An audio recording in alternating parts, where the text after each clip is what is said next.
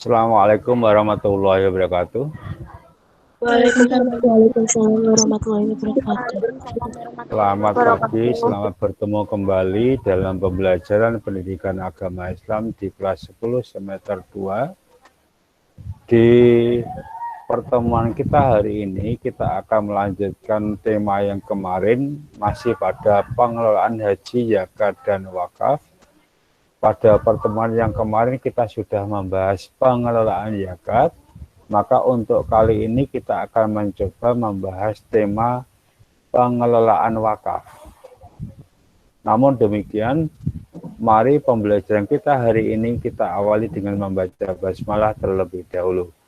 Bismillahirrahmanirrahim. Bismillahirrahmanirrahim. Semoga dengan membaca basmalah kita diberi kemudahan, diberi kelancaran, dan sekaligus kita bisa mengikuti pembelajaran secara baik pada hari ini. Ada beberapa hal yang perlu saya sampaikan sebelum masuk pada pembelajaran. Yang pertama, bahwa mulai tanggal 29 sudah mulai untuk ulangan tengah semester. Berarti untuk mencapai tanggal 29 kita masih ada 1 kali pertemuan. Kapan kita bertemu dalam 1 kali pertemuan? 1 minggu depan. Oleh karena itu, pengelolaan wakaf hari ini kita selesaikan, kemudian minggu depan kita langsung bisa ulangan. Untuk yang ulangan penugakan sudah ada di dalam classroom, sementara untuk ulangan tulis nanti akan kita coba dilakukan pada minggu depan. Lalu yang kedua, sampai hari ini masih ada beberapa anak yang belum mengumpulkan nilai tugas keterampilan, yaitu membaca surat Al-Quran dan menghafalkan 5 surat pendek.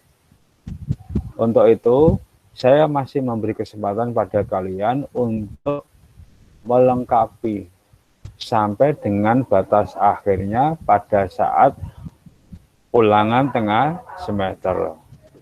Resikonya apa? Karena dulu sudah dibatasi waktu tak sampai dengan tanggal 20 Februari, maka kalau mengumpulkan selebih tanggal 20 Februari, secara otomatis nilainya sudah berkurang, tidak seperti nilai awal. Tetapi tidak ada salahnya, daripada nilainya kosong nanti malah berpengaruh pada kenaikan kelas, lebih baik untuk segera dikumpulkan. Oke, hari ini kita akan membahas pengelolaan wakaf, atau tema kita adalah wakaf. Apa yang harus kita pelajari? Pembelajaran kali ini kita akan membicarakan pengelolaan wakaf. Tema ini kelanjutan dari pokok bahasan pengelolaan haji dan zakat. Untuk mempelajari wakaf, mari kita pahami dulu kompetensi dasar yang harus dikuasai oleh kalian. Nah, kompetensi dasarnya apa? Kompetensi dasar dari wakaf ini ada 4. Yang pertama, meyakini bahwa wakaf adalah perintah Allah. Jadi kalian dituntut untuk meyakini bahwa wakaf itu perintah Allah, perintah agama. Lalu yang kedua, menunjukkan kepedulian sosial sebagai hikmah dari wakaf. Kepedulian sosial yang dimaksud adalah sikap dermawan, suka membantu pada orang lain, peduli kepada orang lain. Maka wakaf itu pada dasarnya adalah menolong orang lain. Lalu yang ketiga adalah menganalisis hikmah ibadah wakaf bagi individu dan masyarakat. Berarti wakaf itu ada hikmahnya bagi individu, perorangan, atau masyarakat. Lalu yang keempat, menyimulasikan ibadah wakaf. Jadi mempraktekkan. Bagaimana kita mempraktekkan ibadah wakaf? Bisa kita lakukan dengan cara kita belanja di tempat tetangga kita. Kita belanja beli barang di tempat tetangga kita. Karena apa? Dengan membeli barang di toko sebelah rumah kita, secara tidak langsung itu membantu saudara kita, tetangga kita untuk bisa hidup, untuk bisa mensekolahkan anaknya dan segala macamnya. Termasuk juga adalah membantu masjid dengan mewakafkan sajadah, bisa mewakafkan karpet dan yang lain-lain, atau mewakafkan kitab suci Al-Quran. Itu namanya juga bagian dari mensimulasikan ibadah wakaf. Oke. Nah, pembelajaran kita hari ini hendaknya harus bisa menjawab pertanyaan berikut. Apa pertanyaan yang harus kita jawab? Yang pertama, kenapa agama memerintahkan manusia untuk senang berwakaf?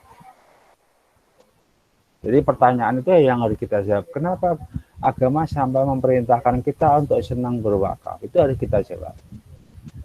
Lalu yang kedua, bagaimana wakaf harus dikelola agar dapat memberi manfaat bagi dirinya dan bagi umat Islam? Jadi pada poin yang kedua adalah pengelolaan zakat itu bagaimana bisa bermanfaat bagi orang lain. Lalu yang ketiga, apa tujuan dari perintah wakaf? Jadi sebenarnya apa sih yang ditaksir oleh agama kok kita diperintahkan untuk berwakaf? Lalu yang kelima, apa pengertian dasar hukum dan rukunnya wakaf?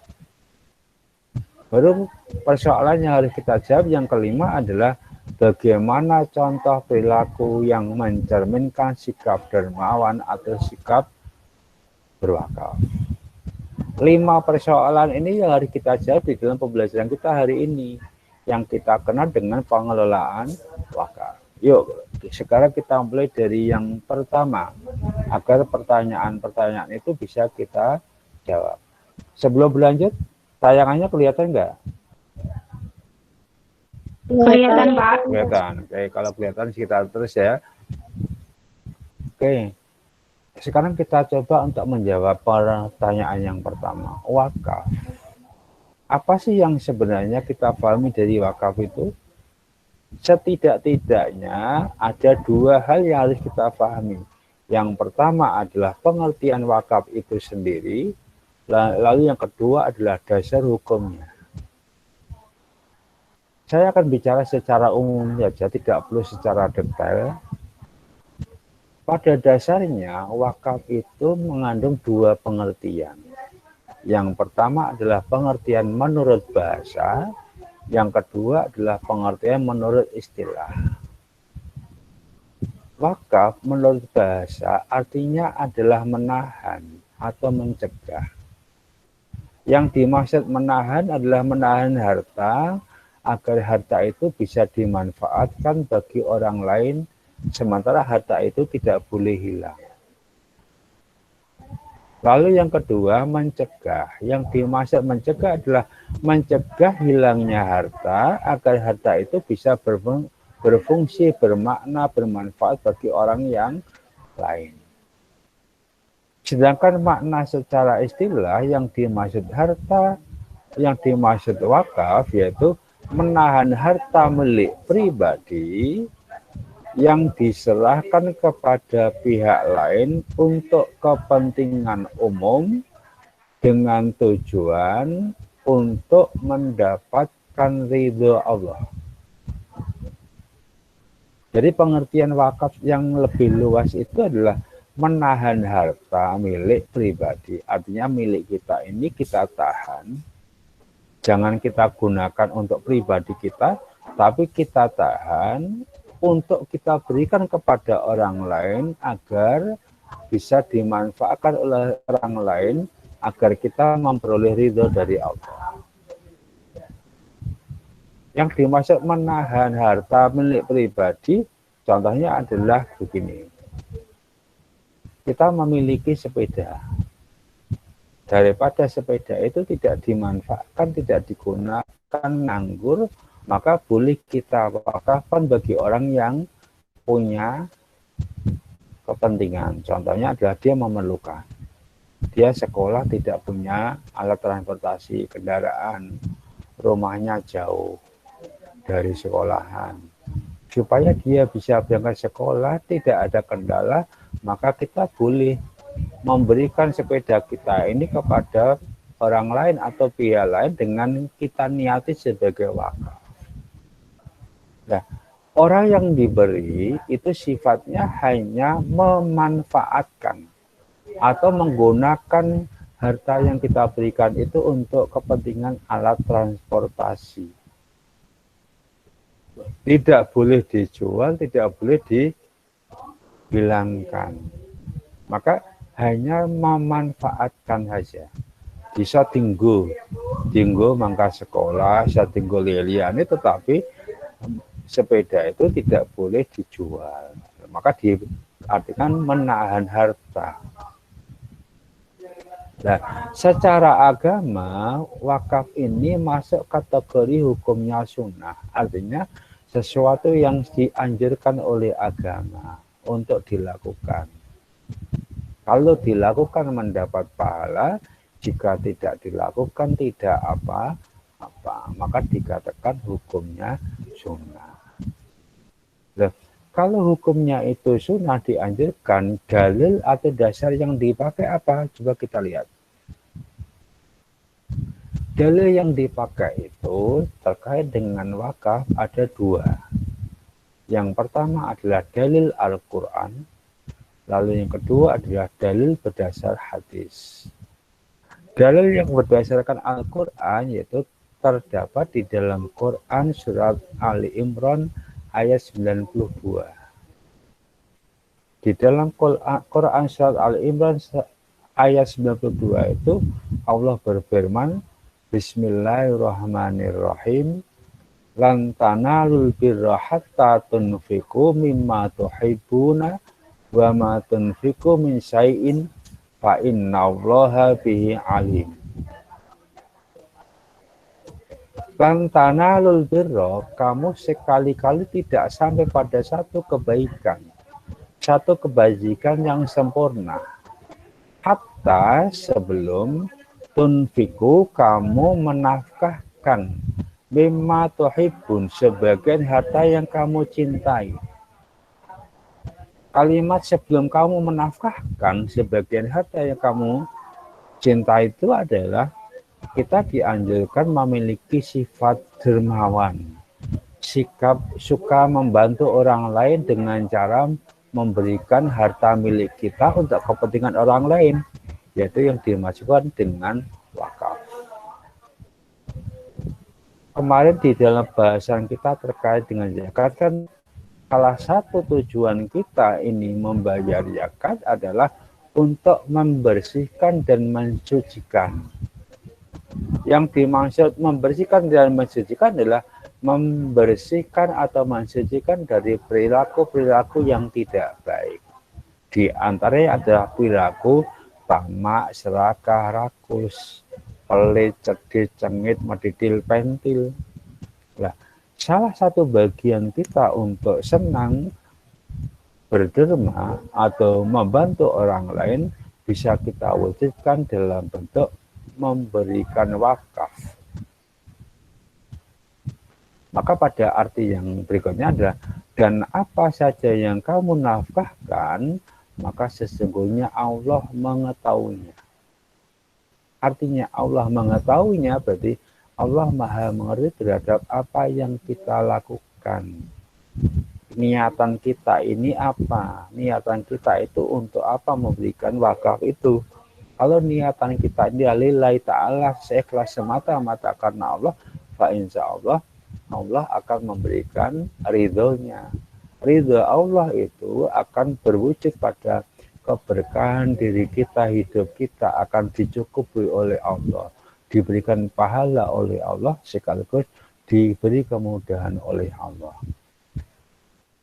Itu pada dalil berdasarkan Al-Quran. Sementara pada dalil yang berdasarkan Al-Hadis, pada hadis riwayat Muslim disebutkan bahwa idza mata ibnu Adam in qata'a amaluhu illa min salasin. shadaqatin jariyatin au ilmin yuntafa'u bihi au waladin sholihin yad'ulah. Rawahu Muslim. Dalil ini sering diartikan oleh sebagian orang menjadi dalil atau dasar bahwa mendoakan orang yang mati itu boleh dilakukan. Pada hadis ini diawali dari kata idza mata ibnu Adam, apabila seorang anak Adam atau manusia meninggal dunia. Kata meninggal dunia berarti mati. In qata'a amaluhu illa min salasin. Maka putuslah amalnya kecuali 3 perkara. Jadi kalau orang itu mati, maka terputus amalnya. Kenapa terputus? Karena orang mati sudah tidak lagi mampu berbuat apa-apa, tidak lagi mampu beramal, tidak lagi mampu beribadah, maka secara otomatis amalnya menjadi putus. Dengan kata berarti amalnya sudah selesai. Illa min salasin, kecuali 3 hal, 3 perkara. Apa 3 hal itu? Yang pertama adalah shadaqatin jariyah. Sedekah jariyah. Yang pertama itu sedekah jariyah. Para ahli tafsir, para ahli hadis itu menerjemahkan yang dimaksud dengan sedekah jariyah itu adalah wakaf. Berarti wakaf itu adalah sedekah jariyah. Artinya sedekah yang pahalanya tidak akan pernah putus sampai hari kiamat. Meskipun orangnya sudah mati, tetapi amalnya, pahalanya tidak akan pernah putus. Karena pahala amal itu akan mengalir terus kepada orang yang berwakaf. Lalu yang kedua, au ilmin yuntafa'u bihi, ilmu yang bermanfaat. Jadi seorang guru itu kalau mengajar dengan ikhlas, mengajar dengan baik, penuh tanggung jawab, ilmu yang diajarkan kepada murid-muridnya, kepada anak didiknya ini menjadi amal yang tidak akan pernah putus pahalanya. Akan mengalir terus kepada guru yang mengajarkannya. Maka kalau kalian diberi ilmu, kok bisa menerima secara baik, kemudian mengamalkan ilmunya yang diajarkan oleh bapak atau ibu guru itu, ilmu yang kamu amalkan itu, di samping kamu mendapatkan pahala dari ilmu yang kamu terima, tetapi pahala dari apa yang kamu lakukan itu akan kembali kepada guru yang mengajarkannya. Maka itu menjadi amal yang tidak akan pernah putus sampai hari kiamat. Lalu yang ketiga, termasuk yang ketiga yang tidak akan pernah putus amalnya adalah anak soleh yang mau mendoakan kepada orang tuanya. Jadi doa anak soleh itu, doa anak yang baik itu akan sampai terus kepada orang tuanya sampai kapanpun, sampai hari kiamat. Maka di dalam konteks ini banyak orang-orang yang setiap hari itu selalu mendoakan pada orang tuanya, minimal dengan membaca Rabbighfirli wa liwalidayya warhamhuma kama rabbayani shaghira. Apakah itu sering kamu lakukan tiap hari habis sholat?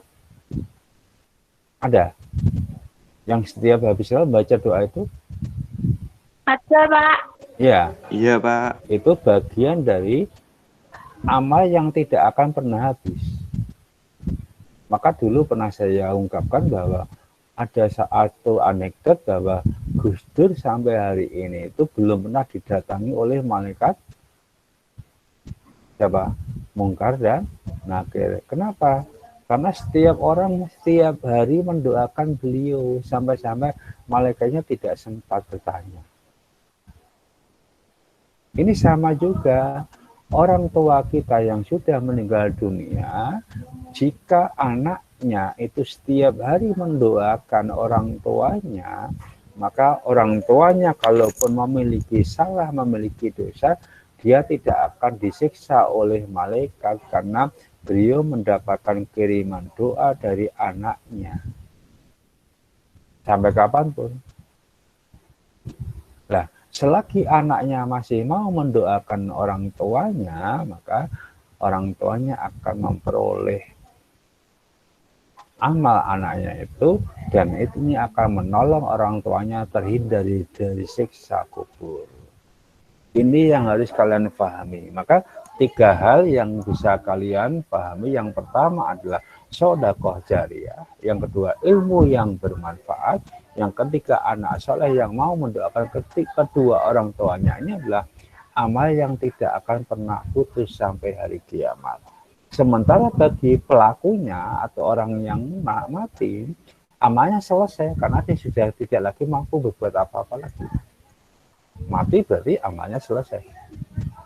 Tetapi bukan berarti dia tidak bisa menerima doa dari orang yang masih hidup, bisa. Makanya ada ungkapan kirim Fatihah pada orang tua, mendoakan orang tua dengan membacakan Fatihah. Minimal lah setiap hari membaca doa tadi ya, bisa Rabbighfirli wali walidayya warhamhuma kama rabbayani shaghira, atau setidak-tidaknya adalah kita menyebut nama bapak atau ibu kita dengan bacaan Fatihah. Contohnya adalah kepada bapak dan ibuku yang sudah di alam kubur, Al-Fatihah, kita bacakan Fatihah. Bacaan Fatihah itu juga doa. Jadi orang yang sudah mati masih bisa kita doakan. Ini yang harus menjadi perhatian kita. Berarti yang dikatakan wakaf dalam konteks ayat ini, pada ayat Ali Imran tadi, adalah tidak menjadi satu kebaikan yang sempurna sebelum memberikan nafkah sebagian hartanya untuk diberikan kepada orang lain. Kalau dalam hadis ini yang dimaksud kata wakaf diambil dari kata sedekatin jariyah, sedekah yang pahalanya mengalir terus tidak akan pernah habis.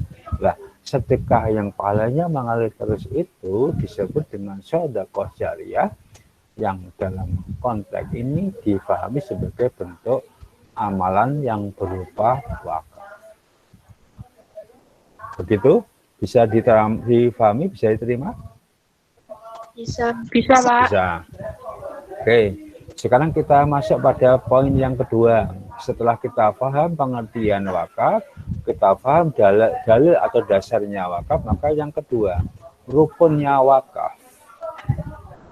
Rukun itu kalau dalam istilah haji adalah amalan-amalan yang harus dikerjakan.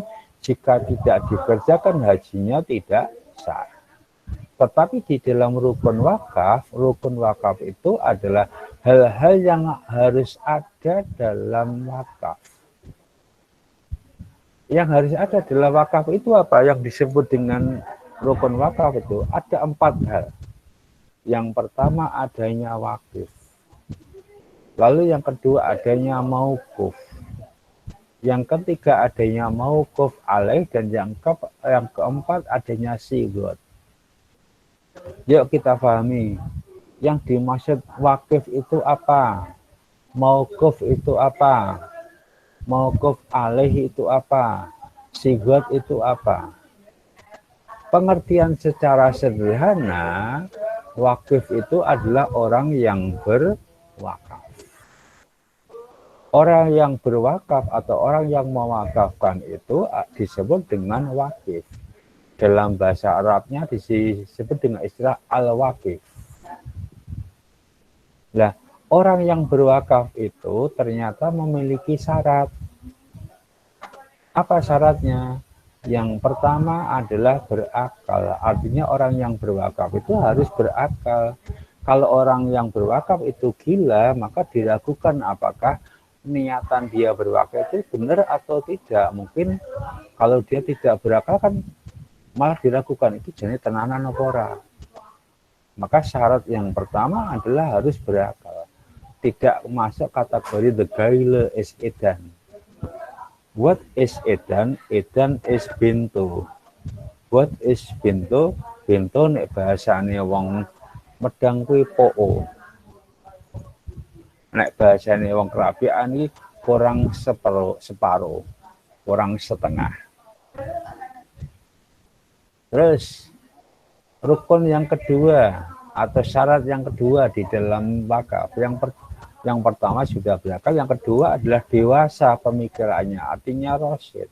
Artinya anak-anak belum bisa dikatakan boleh berwakaf. Karena apa? Anak-anak itu belum punya kepastian dalam bersikap. Kadang-kadang masih pelin-pelan, kadang bisa molah malih.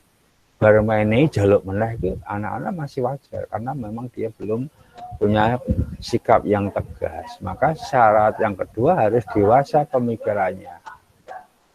Lalu yang ketiga sudah berusia balik dan bisa bertransaksi. Balik itu artinya dewasa secara agama.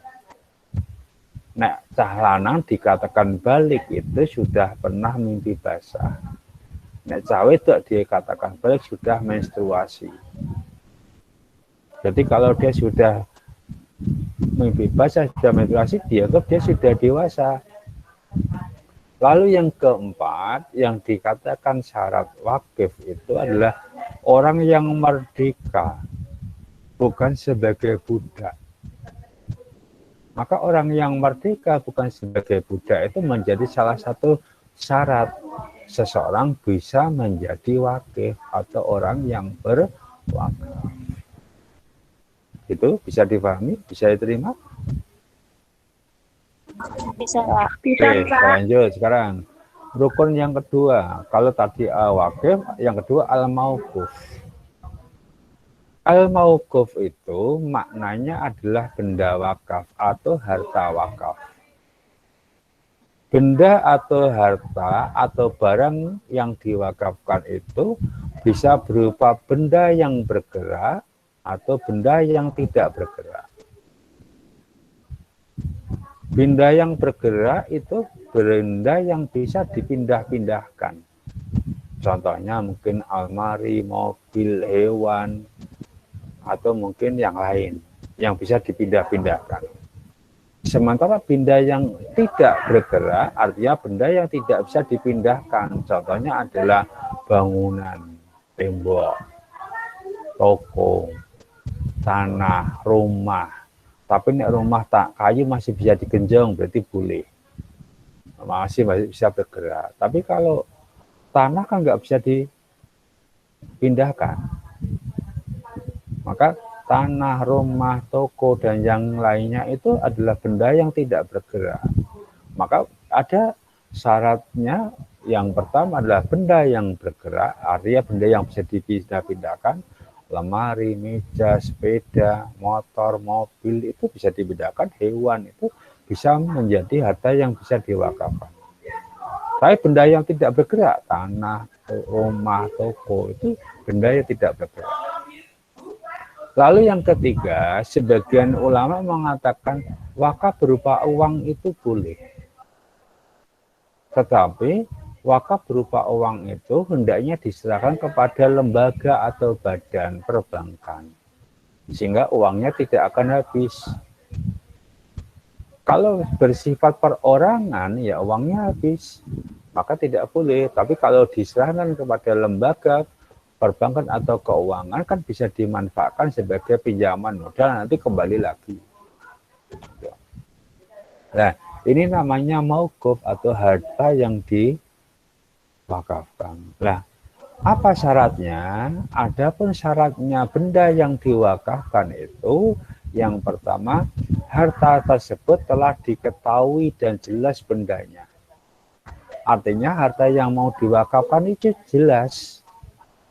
Contohnya adalah harta yang diwakaf berupa apa? Katakanlah tanah, atau sepeda, jelas.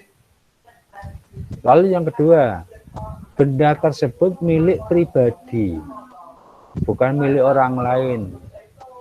Katakanlah begini, ada teman kamu namanya Normah Mayasari, Pak, saya mau berwakaf. Apa? sebidang tanah berupa lapangan sepak bola. Wah, bagus itu, baik itu. Tapi bukan milik dia, milik desa, ya nggak boleh. Maka di situ harus ada syarat benda tersebut milik pribadi orang yang berwakaf. Tidak boleh milik orang lain diwakafkan. Oh, itu nggone dhewe. Lalu yang ketiga, harta yang diwakafkan adalah harta atau benda yang bermanfaat dan memiliki daya tahan lama. Artinya benda yang bermanfaat memiliki daya tahan lama itu pengertiannya harta atau benda itu tidak boleh cepat habis. Contoh, mewakafkan benda yang memiliki daya tahan lama, contohnya sajadah, karpet itu punya daya tahan lama. Tidak habis pakai, dipakai sekali habis itu enggak boleh. Berwakaf berupa beras itu enggak boleh karena beras yang dimanfaatkan dimasak habis. Tapi kalau sepeda itu bisa tahan lama, buku bisa tahan lama, pulpen bisa tahan lama, sajadah bisa tahan lama, perhiasan itu bisa tahan lama, tanah, rumah itu bisa tahan lama. Berarti salah satu syarat harta yang diwakafkan adalah benda itu memiliki daya tahan yang lama, bisa dimanfaatkan, bermanfaat. Berwakaf berupa pasir, boleh nggak? Boleh, karena pasir bisa dimanfaatkan untuk daya tahan lama, contohnya membangun gedung. Selama gedung itu belum hancur, maka berarti masih bisa dimanfaatkan. Batu bata itu boleh diwakafkan, karena batu bata kan dipakai untuk membangun, boleh. Oke, saya lanjut. Lalu bagaimana pemanfaatan wakaf? Terkait dengan harta yang diwakafkan tadi adalah dilihat dari sisi pemanfaatannya, maka wakaf terbagi menjadi dua. Yang pertama adalah wakaf yang sifatnya tertuju kepada keluarga atau individu. Lalu yang kedua adalah wakaf untuk amalan-amalan kebaikan. Jadi wakaf itu ada dua. Boleh wakaf kepada keluarga atau sanak saudara, boleh wakaf kepada pihak lain yang tidak ada kaitannya dengan kita. Contohnya begini, ada teman kalian yang hidupnya miskin, sementara di sisi yang lain ada saudaranya yang punya sawah yang banyak, sawah berhektar-hektar. Kemudian yang punya sawah berhektar-hektar tadi mewakafkan sebagian sawahnya. Saya wakafkan sawahku kepadamu, garapen hasil lepek. Tetapi sawahnya tidak boleh dijual. Berarti yang diberi wakaf hanya berhak memanfaatkan sawahnya atau hasilnya kalau ngepek, tapi tidak memiliki haknya sawah. Sawah itu menjadi harta wakaf, berarti nggak boleh dijual. Tetapi kalau kalian menanam, mengambil hasilnya boleh. Namanya wakaf untuk keluarga. Sedangkan yang kedua, wakaf untuk amalan kebaikan itu contohnya wakaf untuk masjid, wakaf untuk sekolahan, wakaf untuk yayasan milik masyarakat. Itu namanya wakaf untuk umum. Sementara yang pertama wakaf untuk individu, untuk keluarga. Gitu. Bisa difahami, bisa diterima? Bisa, Pak. Oke, sekarang Bisa, kita Pak. akan lanjutkan. Nah, sekarang coba saya minta bantuan pada kalian. Wes norma hai. Apa sih contoh perilaku yang mencerminkan sikap kedermawanan, Mah? Coba dibaca, Mah. Gimana, Pak? Coba Gimana, contoh perilaku yang mencerminkan sifat kedermawanan. Itu coba dibaca. Contoh perilaku yang mencerminkan sifat kedermawanan. 1. Mewakafkan buku pelajaran untuk perpus. 2. Mewakafkan pakaian layak pakaian termasuk seragam sekolah. 3. Mewakafkan Al-Quran untuk masjid. 4. Mewakafkan mukena, kain sarung, karpet, dan lainnya. 5. Mewakafkan sebidang tanah untuk dijadikan fasilitas umum seperti masjid, sekolah, dan lain-lain. Berarti kalau dilihat dari contoh ini kan nggak berat, Pak. Katakanlah begini, kalian berwakaf satu buah buku, kamu serahkan kepada perpustakaan, itu berat nggak? Kalau mewakafkan satu buah buku, enggak. Katakanlah kalian punya sajadah 2, 1 diwakafkan untuk masjid, berat enggak? Enggak. Tetapi kalau itu dimanfaatkan, diserahkan kepada masjid, dan orang yang pergi ke masjid memakai sajadah kalian untuk sholat, selagi sajadah itu belum habis, belum hilang, belum rusak, pahalanya akan mengalir terus kepada kamu yang mewakafkan. Apalagi kalau mewakafkan Al-Quran, yang setiap hari Al-Quran itu dibaca, yang membaca Al-Quran dapat pahalanya. Al-Quran yang kamu baca itu adalah harta yang diwakafkan oleh orang lain, maka pahalanya akan mengalir terus kepada orang yang mewakafkan Al-Quran. Apalagi kalian punya inisiatif beli mukena atau sarung atau karpet, saya wakafkan untuk masjid sekolah, atau kamu wakafkan di mushola terdekat, atau kamu berikan kepada masjid terdekat, itu bisa menjadi amalan yang tidak akan pernah putus pahalanya.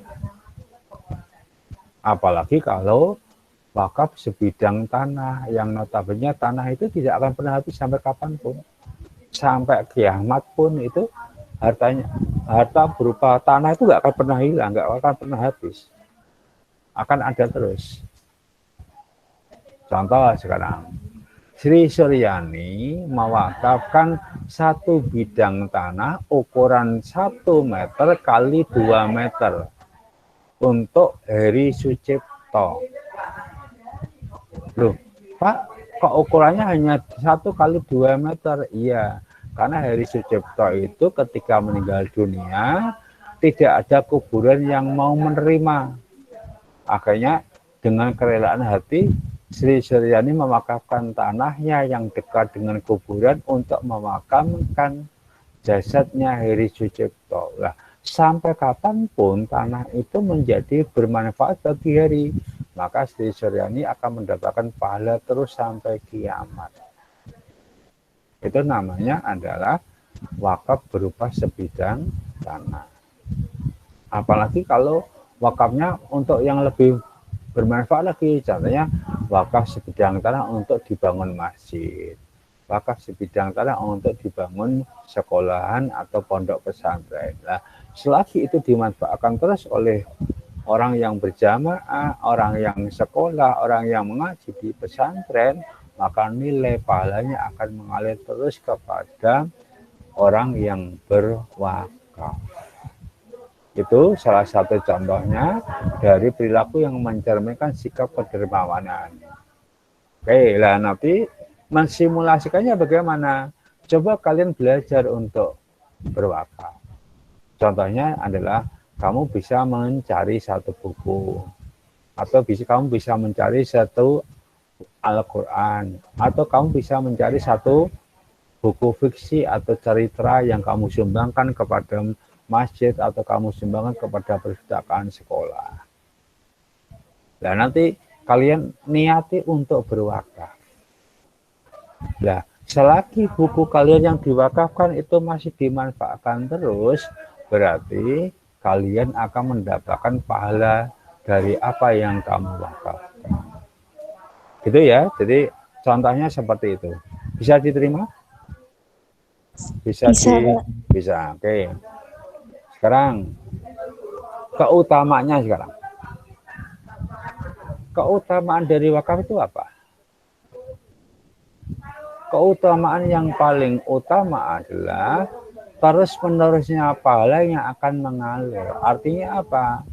Harta yang kita wakafkan ini pahalanya akan mengalir terus kepada orang yang berwakaf.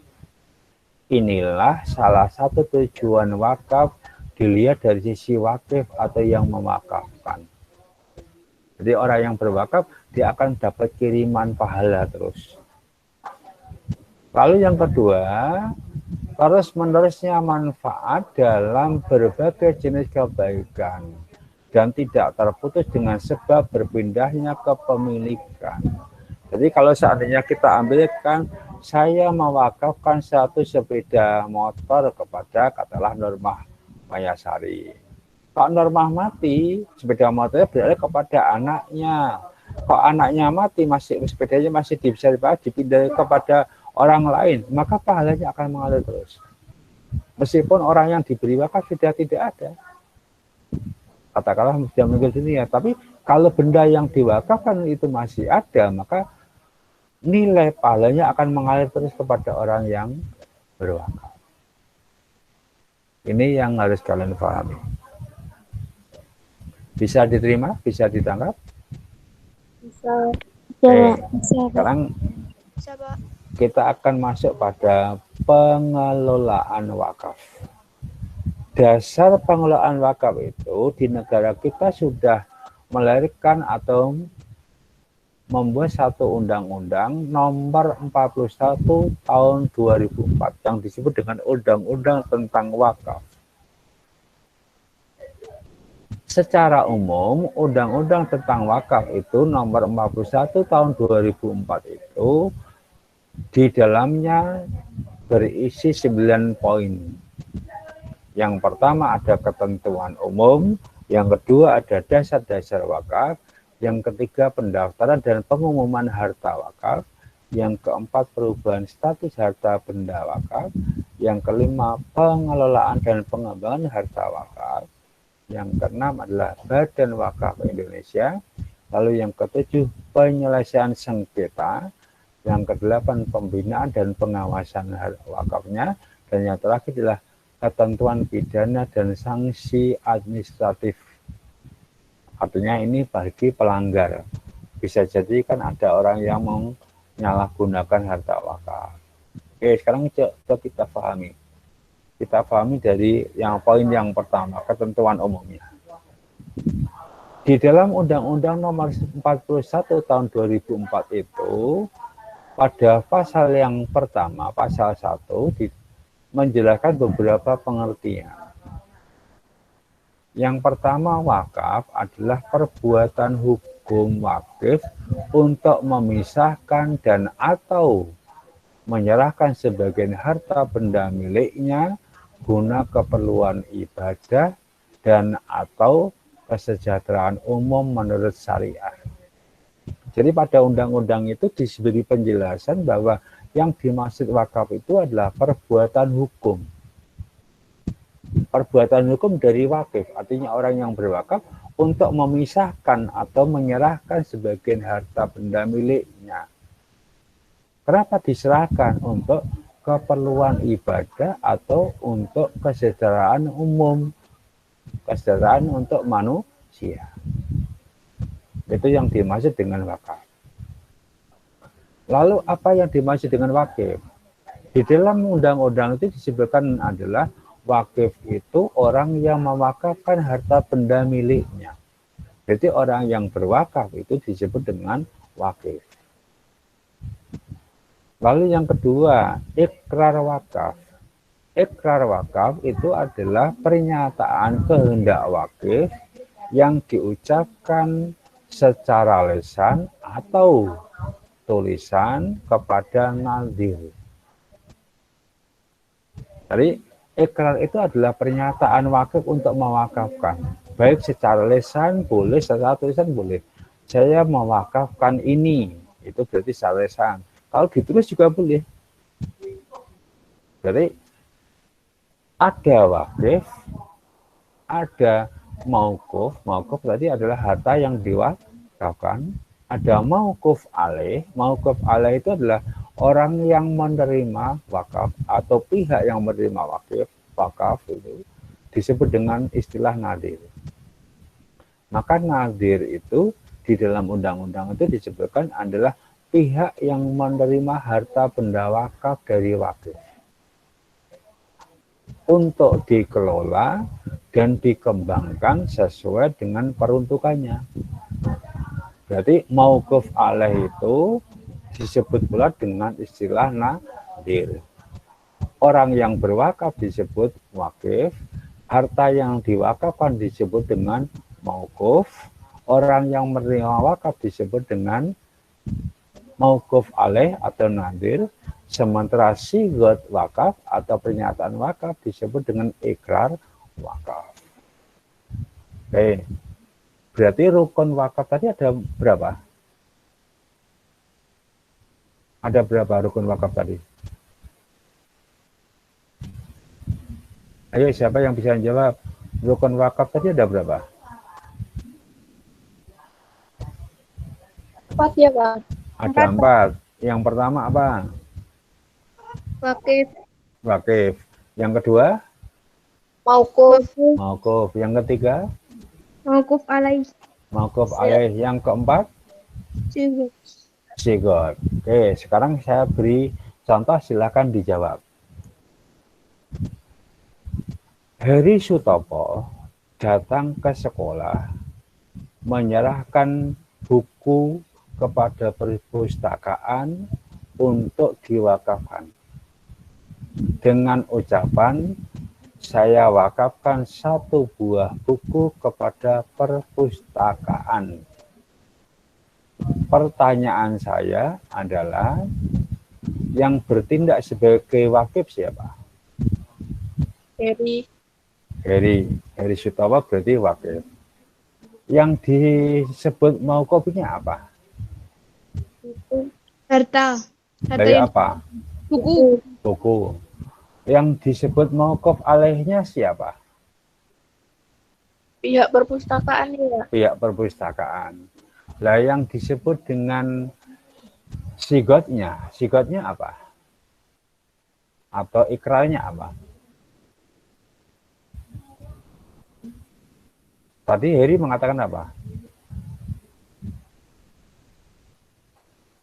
Saya wakafkan sebuah buku untuk perpustakaan. Berarti sigotnya atau ikrarnya berbunyi, saya wakafkan sebuah buku untuk perpustakaan. Jadi harus ada kejelasan. Buku itu dipakai untuk siapa? Untuk apa? Jadi harus ada ucapan yang jelas, namanya sigot atau ikrar. Oke ya, bisa diterima ya. Terus, apa yang dimaksud dengan harta benda wakaf? Di dalam undang-undang itu dikatakan, harta benda wakaf yaitu harta benda yang memiliki daya tahan lama dan atau manfaat jangka panjang, serta mempunyai nilai ekonomi menurut syariah. Artinya, nilai kegunaannya jelas, nilai kegunaannya ada. Contohnya sepeda untuk alat transportasi, kegunaannya sebagai alat transportasi. Kemudian sawah untuk pertanian, tanah untuk sekolahan, dibangun sekolahan, tanah untuk masjid, dibangun masjid, tanah untuk pemakaman. Boleh. Terus yang berikutnya, di undang-undang itu disebutkan ada istilah PPAIW. PPAIW itu adalah pejabat pembuat akta ikrar wakaf. Nah, siapa yang bertindak sebagai PPAIW atau pejabat pembuat akta ikrar wakaf itu? Yaitu pejabat berwenang yang ditetapkan oleh menteri untuk membuat akta ikrar wakaf. Dalam hal ini, PPAIW itu di tingkat kecamatan dijabat oleh kepala kantor urusan agama atau kepala KUA. Jadi kepala KUA itu tidak hanya sekedar berurusan dengan perkawinan perceraian toh, tetapi kepala KUA juga bertindak sebagai PPAIW, pejabat pembuat akta ikrar wakaf. Termasuk juga Pak Camat itu kan PPAT, pejabat pembuat akta tanah. Tapi kalau kepala KUA namanya PPAIW, pejabat pembuat akta ikrar wakaf. Terus, badan yang mengelola wakaf itu di dalam undang-undang sudah disebutkan, dikenal dengan istilah BWI, yaitu Badan Wakaf Indonesia. Badan Wakaf Indonesia ini adalah lembaga independen untuk mengembangkan perwakafan di Indonesia. Badan wakaf ini dibentuk oleh pemerintah yang diberi tugas untuk mengelola perwakafan di Indonesia, namanya BWI, Badan Wakaf Indonesia. Terus pada dasar wakaf, di dalam Undang-Undang Nomor 41 tahun 2004 itu juga disebutkan bahwa dasar-dasar wakaf itu adalah unsur-unsur wakaf meliputi wakif. Wakaf tadi apa? Wakaf tadi apa wakif? Berwakaf. Orang yang berwakaf. Lalu yang kedua nazir. Nazir itu apa? Nazir pihak yang menerima wakaf. Terus harta benda wakaf disebut dengan istilah mauquf. Ikrar wakaf. Ikrar wakaf disebut dengan istilah sigot atau ikrar wakaf. Peruntukan harta benda wakaf dan jangka waktu wakaf. Jadi bisa jadi katakanlah wakaf dalam kurun 5 tahun boleh. Contohnya adalah tanah pertanian. Saya wakafkan tanah ini untuk katakanlah si fulan dalam jangka 5 tahun. Jadi kalian selama 5 tahun boleh menggarap sawah itu. Hasilnya boleh kalian ambil. Tapi setelah 5 tahun berarti haknya kembali kepada yang memberikan. Maka wakif dapat dibentuk perseorangan, bisa berupa badan hukum, bisa berupa organisasi. Jadi wakif itu bisa saja berbentuk perorangan. Contohnya katalah wakif kepada bisa saja katalah wakif namanya Normah Mayasari. Seperorangan berarti Sri Suryani, itu berarti perseorangan. Kalau badan hukum mungkin adalah yayasan. Katakanlah yayasan panti asuhan, atau mungkin organisasi juga bisa menjadi wakif. Contohnya mungkin NU mewakafkan tanah, sebidang tanah untuk masjid, atau Muhammadiyah mewakafkan tanah untuk rumah sakit Islam. Boleh. Lalu yang kedua, nadir dapat menerima imbalan dari hasil bersih atas pengelolaan dan pengembangan harta wakaf yang besarnya tidak melebihi 10%.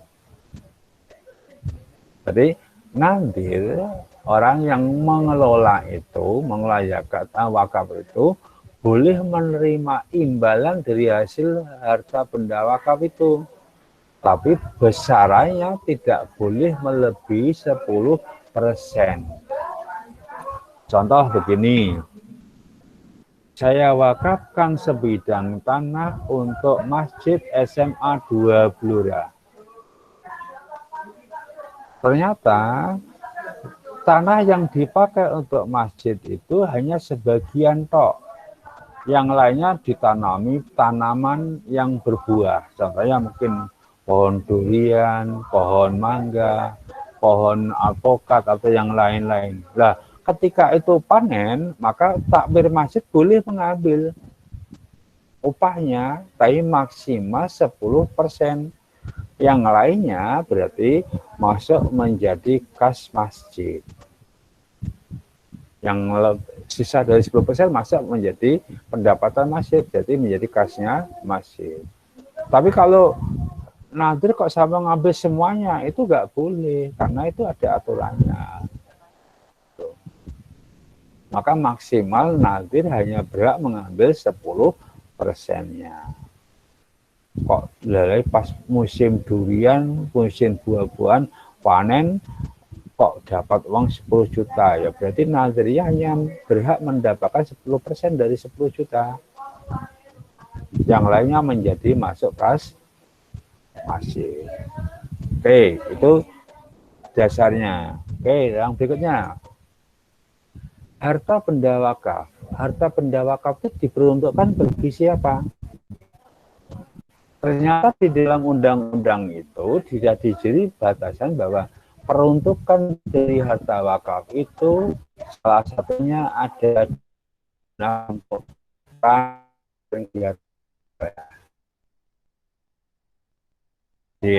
ibadah. Lalu yang kedua, harta wakaf bisa digunakan dan kegiatan wakaf bisa digunakan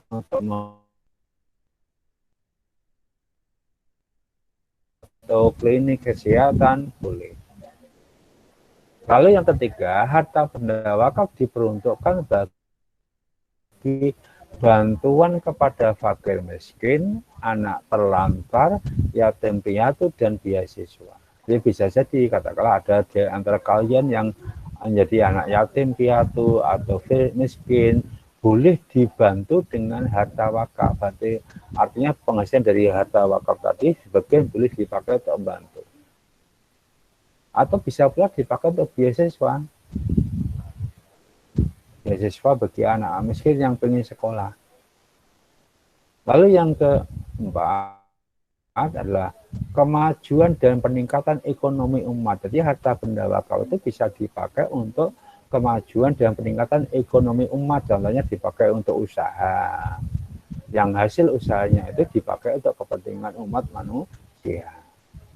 Lalu yang kelima adalah kemajuan kesejahteraan umum lainnya yang tidak bertentangan dengan syariah dan perundang-undangan yang berlaku. Nah, kesejahteraan umum itu macam-macam.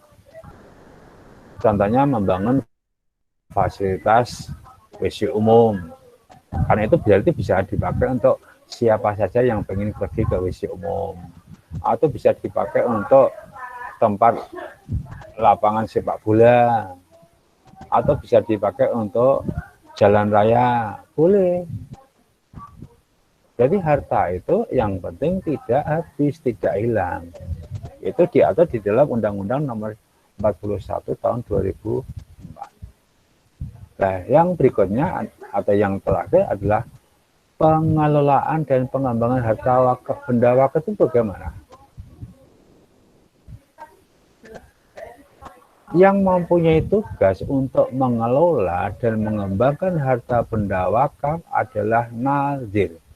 Ingat, nazir ini adalah orang yang berhak mengelola harta wakaf, maka dia punya hak untuk mengelola, mengembangkan harta benda wakaf itu supaya lebih bergaya guna, bermanfaat, itu haknya nazir.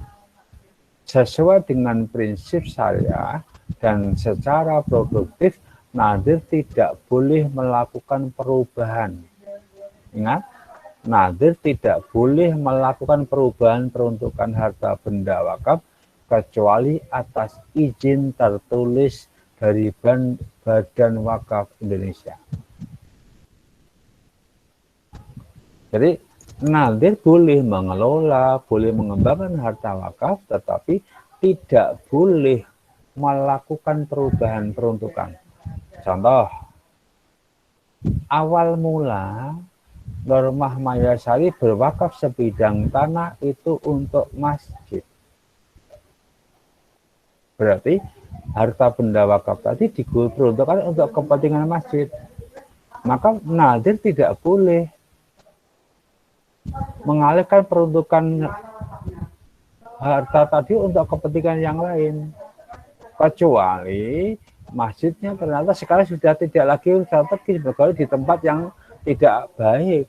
Akhirnya kalau untuk mengalihkan perubahan itu harus mendapatkan izin dari Badan Wakaf Indonesia. Contohnya katakanlah bagaimana kalau tanah dan bangunan masjid ini kita jual, kita tukarkan dengan tanah lain yang lebih luas dan nanti bisa dimainkan lebih bermakna.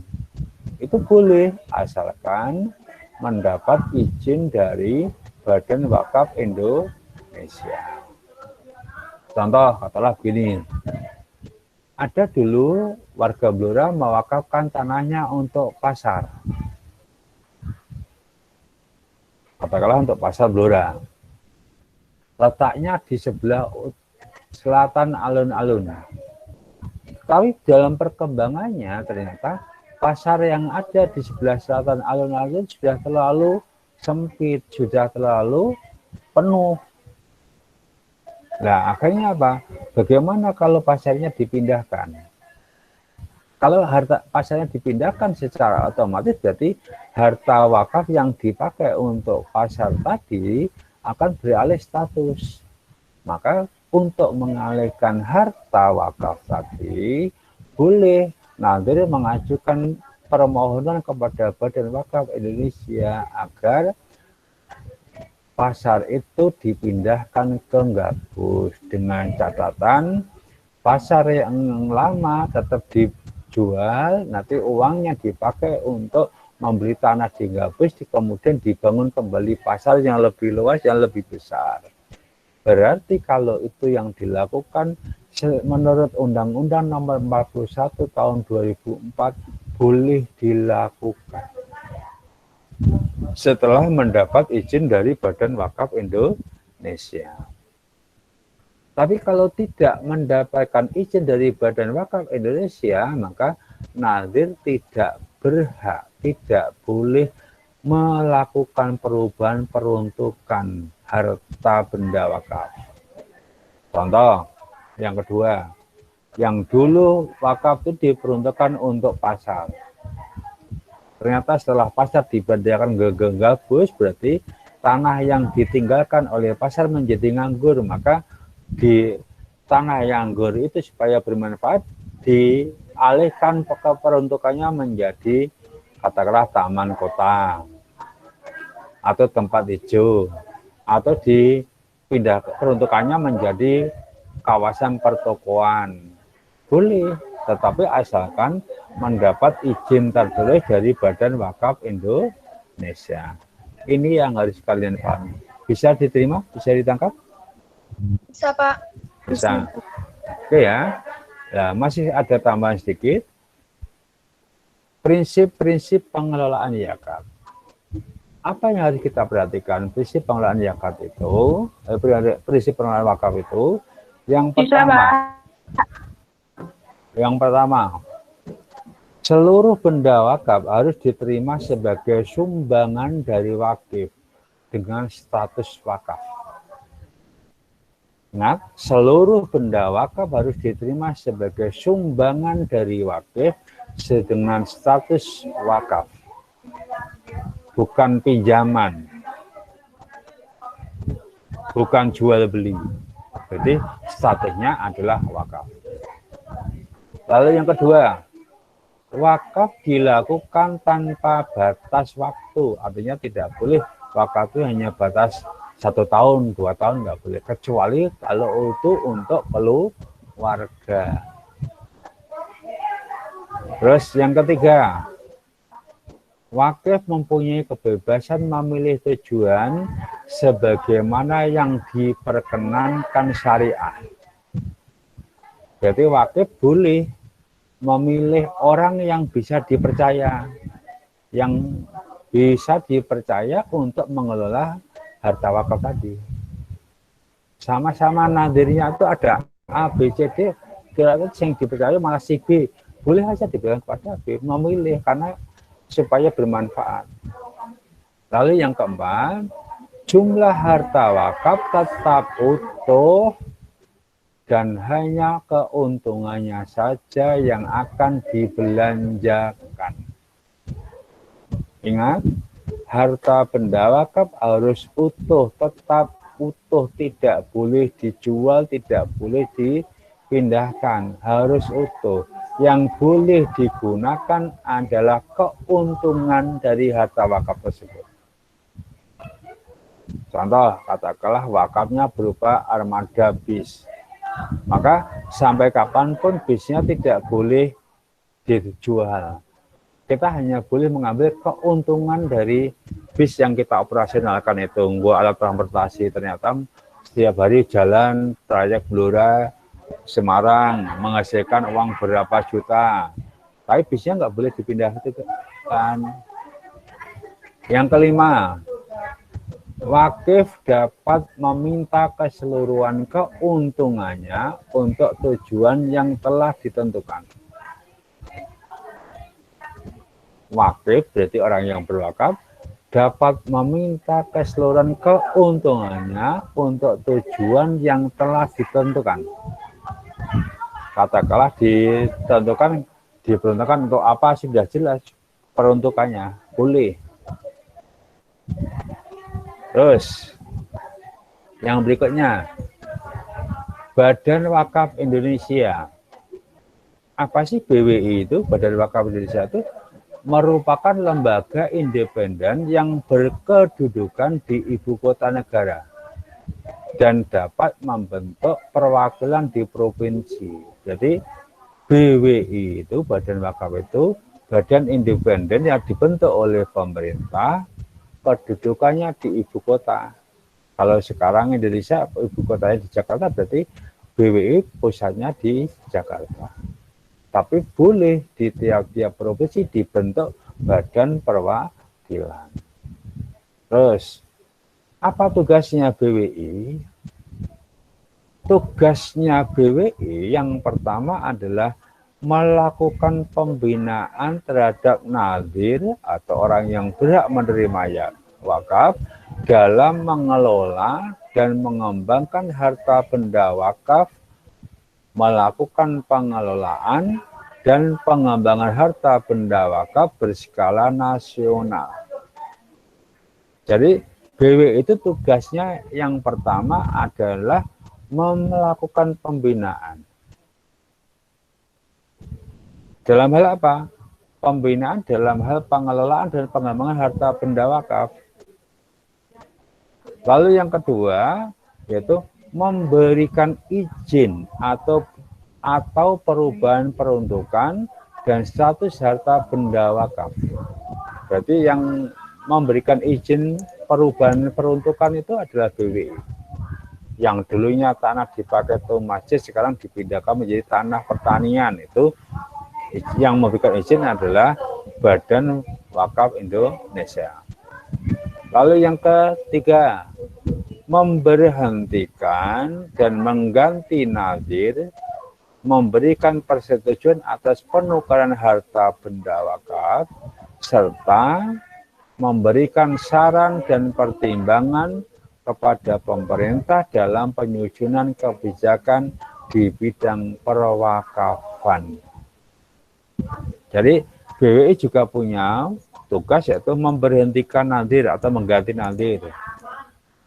Yang kedua, memberikan persetujuan atas penukaran harta benda wakaf. Ijol-ijolan harta itu boleh tukar guling, baca dulu. Tanah terminal ditukar gulingkan menjadi tanah pertanian, boleh. Memberikan saran atau pertimbangan kepada pemerintah dalam penyusunan kebijakan terkait dalam perwakafan, itu boleh dilakukan. Terus yang sebelum terakhir masih ada penjelasan pada harta benda wakaf. Harta benda wakaf itu diperuntukkan bagi sarana dan kegiatan ibadah, sarana kegiatan pendidikan, serta kesehatan, bantuan kepada fakir miskin, kepada yatim piatu, beasiswa, kemajuan peningkatan ekonomi, dan yang lain-lain. Nah, dari situ maka kita bisa mengambil satu ketentuan bahwa pelanggaran terhadap kebijakan atas harta wakaf itu bisa dikenai sanksi. Apa sanksinya? Bahwa orang yang dengan sengaja menjaminkan atau menghibahkan itu artinya memberikan, menjual, atau mewariskan dan mengalihkan harta benda wakaf akan dikenai sanksi pidana. Contohnya begini, tanpa sepengetahuan nadhir yang lain, tanah wakaf untuk masjid SMA 2 dijual kepada orang lain. Itu nggak boleh, nanti bisa kena sanksi pidana. Tanah milik SMA 2 dipindahkan ke pihak lain, itu tidak boleh. Maka bisa dikenakan sanksi. Termasuk juga orang yang sengaja menggunakan atau mengambil fasilitas atas hasil pengelolaan dan pengembangan harta wakaf melebihi jumlah yang ditentukan. Tadi yang ditentukan adalah maksimal 10%. Kalau melebihi dari 10%, juga dapat dikenai sanksi hukuman pidana. Jadi bisa dianggap sebagai bentuk korupsi. Jadi nazir hanya boleh menggunakan maksimal 10%-nya. Kalau melebihi 10% tanpa sepengetahuan Badan Wakaf Indonesia berarti masuk kategori penyimpangan. Bahkan bisa dikatakan sebagai tindakan koruptif. Maka bisa dikenai sanksi pidana. Nah, selain sanksi pidana itu juga berlaku sanksi yang lain. Contohnya adalah sanksi administrasi. Sanksi administrasi itu bisa berupa peringatan tertulis, penghentian sementara dari nadir, atau penghentian izin kegiatan di bidang wakaf bagi lembaga keuangan syariah. Jadi selain sanksi pidana masih bisa dikenakan sanksi administratif. Contohnya adalah sanksi berupa peringatan tertulis, bisa penghentian sementara, bisa juga penghentian izin kegiatan di bidang perwakafan.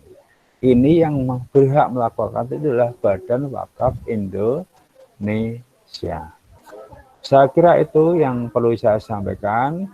Di bahasan akhir ada uji kompetensi, silakan nanti dipelajari, kalian bisa mengerjakannya, kalau sudah nanti bisa dikumpulkan lewat classroom menjadi nilai tugas mandiri.